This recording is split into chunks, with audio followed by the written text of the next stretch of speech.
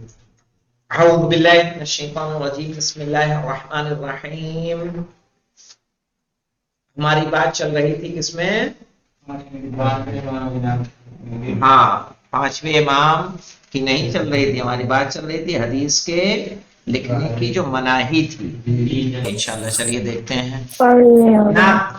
ناقابل تلافی نقصان، یعنی حدیثوں کے نہ لکھنے سے یا لکھنے پر اس کے نقل کرنے پہ جو پابندی عائد کی گئی اس کا نقصان کیا ہے؟ کہا وہ ایسا نقصان ہے کہ جس کی تلافی جانتے کس کو کہتے ہیں؟ بھرپائی، یعنی اس نقصان کی بھرپائی نہیں ہو سکتی. ان پابندیوں کا نتیجہ یہ ہوا کہ رسول خدا صلی اللہ علیہ وآلہ وسلم کی حدیثیں بس حافظان حدیث کے سینوں میں رہ جائیں اور مسلمان اسلامی تہذیب کے اس عظیم منبع سے، منبع کس کو کہتے ہیں؟ وہاں جہاں سے چشمہ نکلتا ہے. صحیح ہے. تو آج ہمارے پاس جو تعلیمات ہیں وہ کس کے فرامین سے ہیں؟ تو قرآن سے یا فرامین رسول سے ہیں. اس عظیم منبع سے مدتوں کے لیے محروم ہو جائیں. شاعری کہتا ہے کہ 1 سال تک عمر کے بیٹے کے ساتھ میرا اٹھنا بیٹھنا تھا. عمر کے بیٹے کے ساتھ یعنی کون؟ عبداللہ ابن عمر. صحیح ہے. عمر کے بیٹے کے ساتھ میرا اٹھنا بیٹھنا تھا، لیکن میں نے اس دوران اس کی زبان سے بطور نمونہ ایک حدیث بھی نہیں سنی. 1 سال کا عرصہ. صحیح ہے کہ جو ایک خلیفہ کا بیٹا ہے، زمانے رسول کو اس نے دیکھا ہے رسول کو، اور ایسے میں اس سے 1 سال بیٹھنے کے بعد ایک حدیث نہیں سنی. 1 نمبر کا حاشیہ کہاں سے لیا گیا ہے؟ مہم ہے سنن ابن ماجہ. سنن ابن ماجہ کس کی کتاب ہے؟ صحیح ستہ میں سے ہے یہ سنیوں کی ہے نا؟ جی جی جی جی اہل سنت کی کتاب ہے. صائب بن یزید کہتا ہے کہ مدینے سے مکے تک سعد بن مالک کے ساتھ سفر کر رہا تھا. مدینے سے مکے تک. صحیح ہے. اچھا خاصا وقت لگتا ہے مولانا. جی اچھا خاصا وقت، یعنی 6-7 گھنٹے لگ جاتے ہیں آج بھی. اس وقت کتنا وقت لگتا ہوگا؟ صحیح ہے. امام حسین کتنے دن میں پہنچے تھے؟ 3 دن میں. 3 دن میں بول کے زیادہ ہی. ارے 5 دن میں پہنچے بھئی. 28 کو چلے ہیں، 3 کو پہنچے ہیں. صحیح. 4 دن تو ہے نا کم سے کم. 29 کا چاند ہوتا ہے تو مدینے سے مکے تک سعد بن مالک کے ساتھ سفر کر رہا تھا، لیکن اس نے پورے راستے میں ایک حدیث بھی پیغمبر اکرم صلی اللہ علیہ وآلہ وسلم سے نقل نہیں کی. یہ بھی کہاں سے ہے؟ سنن ابن ماجہ صفحہ 12. دوسری طرف بعض بکے ہوئے اور جھوٹے افراد نے اس موقع سے فائدہ اٹھاتے ہوئے جھوٹے اور بے بنیاد مطالب کو وقت کی حکومتوں کے حکمرانوں کے فائدے اور ان کے حق میں حدیث کی صورت میں گڑھ کر پیش کیا. چونکہ جب مدرک حافظوں اور ایک دوسرے کے سننے پر محدود ہو گیا تو طبعاً ہر شخص ہر قسم کے دعوے کر سکتا تھا. یعنی جب حدیث صرف اور صرف حافظان حدیث کے سینوں میں دب کے رہ گئیں تو کوئی بھی دعویٰ کر سکتا تھا میں نے بھی رسول کو یہ کہتے ہوئے سنا ہے. بھائی شہزادی فاطمہ کے لیے کیا ہوا ہے؟ ایک حدیث باقاعدہ گڑھی گئی ہے یا نحن معاشر الانبیاء لا نورث ولا نورث. اس طرح کی حدیث ہے جو شہزادی فاطمہ کے لیے بتائی گئی. شہزادی فاطمہ قرآن سے دلیلیں دے رہی تھی. صحیح ہے کہ انبیاء اپنے والدین کے کیا ہوئے؟ وارث ہوئے. جناب داؤد نے، جناب سلیمان نے جناب داؤد کی میراث پائی ہے. تو شہزادی جو ہے وہ آیتیں پیش کر رہی ہیں. انہوں نے حدیث کی، رسول کی حدیث ہے کہ ہم جو انبیاء جو ہیں نہ میراث لیتے ہیں نہ میراث چھوڑتے ہیں. اور اس بنیاد پہ کیا کیا گیا سمجھ سکتے ہیں آپ. کہنے تبانا ہر شخص ہر قسم کے دعوے کر سکتا تھا، چونکہ نہ کوئی کتاب موجود تھی اور نہ کوئی کاپی اور نہ ہی کوئی حساب. لہذا ظاہر سی بات ہے کہ ایسے حالات میں دستیوں ابو ہریرہ پیدا ہو گئے. کہتے ہیں ایک دو نہیں کہ جو اپنے پاس سے حدیثیں بیان کر رہے ہیں، جو ناجائز فوائد حاصل کرنے کے لیے اپنے کو واقعی محدث قرار دیتے تھے۔ یہ حالت پہلی صدی ہجری کے آخر تک یعنی عمر ابن عبدالعزیز کی حکومت کے دور جو 99 سے 101 تک جاری رہی۔ عمر ابن عبدالعزیز نے ایک شجاعانہ قدم اٹھاتے ہوئے اس بری بدعت کا خاتمہ کر دیا اور لوگوں کو حدیث لکھنے اور جمع کرنے کی تشویق دلائی۔ اس نے اس کام کی طرف تشویق و ترغیب دلانے کی غرض سے اپنے ایک خط میں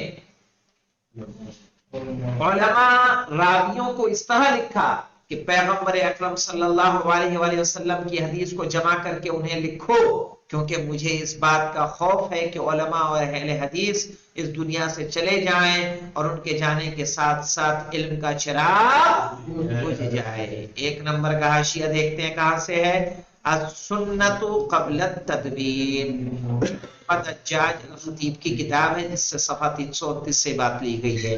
لیکن کام ابھی اپنے ابتدائی مرحلوں میں تھا، صحیح ہے، لکھتے ہی تھوڑے پوری کتابیں لکھ گئی ہوں گی، صحیح ہے، کام اپنے ابھی ابتدائی مرحلوں میں تھا اور ایک صدی کی پسماندگی کی تلافی کرنے کے لیے یعنی تقریباً کتنے سال بنتے ہیں، 100 سال تقریباً، ہم نے کاؤنٹ کیا تھا نا بھائی 11 سے 199 تک اگر لیں گے تو 90 سال ہو رہے ہیں کہ نہیں ہو رہے ہیں، تو تقریباً صدی ہو گئی۔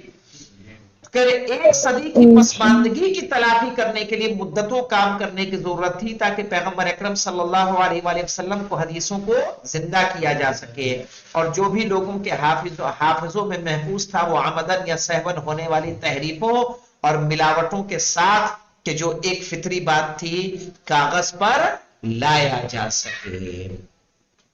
ملاوٹوں کے ساتھ مولانا، ظاہر ہے پہلے جو حدیثیں ہیں وہ آئیں، چھٹنی تو بعد میں ہوگی نا، پہلے کھیت سے کیا ہوتا ہے، گیہوں جمع ہوتا ہے، پھر چلنے میں کیا کیا جاتا ہے، چالا جاتا ہے یا مشین میں اسے صاف کیا جاتا ہے، پہلے تو ساری حدیثیں آئیں، صحیح، تو پہلے جمع کی گئی ہیں۔ اسی لیے مولانا بحار الانوار کے بارے میں بات ہے کہ جناب علامہ مجلسی پہلے احادیثوں کو جمع کر رہے تھے، انہوں نے سوچا تھا کہ ہم بعد میں اس میں کیا کریں گے، جو صحیح حدیث ہیں ان کو الگ کریں گے، جو ضعیف ہے ان کو الگ کریں گے، لیکن ان کو زندگی نے اتنا موقع نہیں دیا، سمجھ رہے ہیں؟ تو اس لیے جو احادیث ہیں ہمارے ہاں کوئی دعویٰ کیا گیا ہے کہ ہمارے ہاں جو ہماری کتب اربعہ ہیں وہ صحیح ہیں، کہا گیا ہے، اہل سنت اس بات کا دعویٰ کرتے ہیں کہ ہماری جو 6 کتابیں ہیں وہ سب کی سب کیا ہیں، صحیح ہیں، صحیح یعنی اس میں کوئی غلط بات موجود نہیں ہے، اسی لیے اس کو کیا کہا جاتا ہے، صحائح ستہ، کس کو کہتے ہیں، 6 کو، صحائح ستہ، صحیح ہے، 6 صحیح کتابیں ہماری کتب اربعہ ہیں، لیکن ہم ان کو صحیح نہیں کہتے، ہاں اس میں امکانات ہیں کیا حدیث ضعیفہ موجود ہوں۔ چونکہ عمر بن عبدالعزیز کی خلافت کی مدت کم تھی لہٰذا یہ پروگرام تیزی سے ترقی نہیں کر سکا، کیونکہ اس کے بعد یزید بن عبد الملک اور ہشام بن عبد الملک نے زمام حکومت اپنے ہاتھوں میں لے لی، اور تنہا وہ چیز کہ ان کی حکومت میں جس کی طرف توجہ نہیں تھی وہ اسلام و مسلمین کی حالت پر رحم کرنا تھا، باقی تمام کام وہ انجام دے رہے تھے، صحیح ہے، لیکن اس کام کی طرف ان کی کوئی توجہ نہیں تھی۔ البتہ اس بات کی طرف توجہ ضروری ہے کہ اگرچہ عمر بن عبدالعزیز کے دور سے حدیث کی نقل و کتابت آزاد ہو گئی، لیکن ایک طرف پابندی کے دور میں گڑھی جانے والی حدیثیں حدیثی مجموعوں میں شامل ہو گئیں، جو حدیث کی کتابیں بنی اس میں وہ حدیثیں بھی آ گئی کہ جو کیا تھی، گڑھی ہوئی حدیثیں تھیں، صحیح ہے۔ تو دوسری طرف سرکاری اور حکومت کی طرف سے حکومت کے طرفدار محدثین نے ان حدیثوں کو نقل کرنے سے پرہیز کیا جو کسی بھی طریقے سے اہل بیت اور شیعوں کے فائدے میں تھیں، انہیں مخفی رکھا، سمجھ گئے مولانا، یعنی حکومت کے طرفدار محدثین نے ان حدیثوں کو نقل کرنے سے پرہیز کیا جو کسی بھی طریقے سے اہل بیت اور شیعوں کے فائدے میں تھیں، صحیح ہے، ان حدیثوں کو انہوں نے نقل ہی نہیں کیا،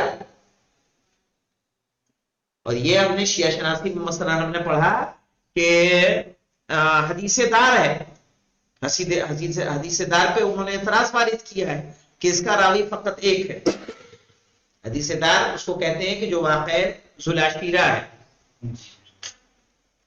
رسول نے بلایا اور سب کو کھانا کھلایا اور اس کے بعد اپنی رسالت کا اعلان کیا اور کہا کہ کون میری مدد کرے گا، اور میرا وزیر، میرا خلیفہ اور میرا بھائی اور جانشین ہوگا۔ اہل سنت اس سے جو ہے وہ کرتے ہیں، اس پر اعتراض وارد کرتے ہیں، جو کہ متعدد کتابوں میں ہے۔ اعتراض کیوں وارد کرتے ہیں کہ یہ اس میں نہیں ہے؟ کون سی میں؟ صحیح بخاری اور صحیح مسلم میں نہیں ہے۔ تو صحیح بخاری اور صحیح مسلم میں کیوں نہیں ہے؟ یہ وجہ ہے۔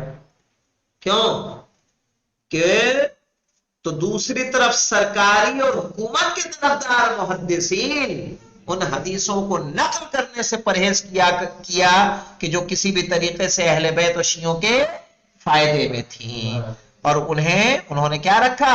مخفی رکھا، اس کو ظاہر ہی نہیں کیا ہے۔ آج اگر مولائے کائنات کے فضائل پڑھے جاتے ہیں تو کیوں پڑھے جاتے ہیں؟ اسی لیے پڑھے جاتے ہیں کیونکہ ان فضیلتوں کو دبایا گیا، آشکار نہیں کیا گیا۔ بے بنیاد دلائل ہے مولانا، جو انشاءاللہ ابھی وقت نہیں ہے کہ اسے چھیڑا جائے چونکہ وقت مکمل ہو چکا ہے۔ لیکن یہ سمجھیں کہ جب حدیثوں پہ پابندی لگا دی گئی اور اس کے بعد 100 سال کے بعد کہا گیا تو نہ جانے کتنی جعلی حدیثیں ان کتابوں میں جمع کی گئی جو آج بھی کتابوں کے اندر موجود ہیں۔ والحمدللہ رب العالمین۔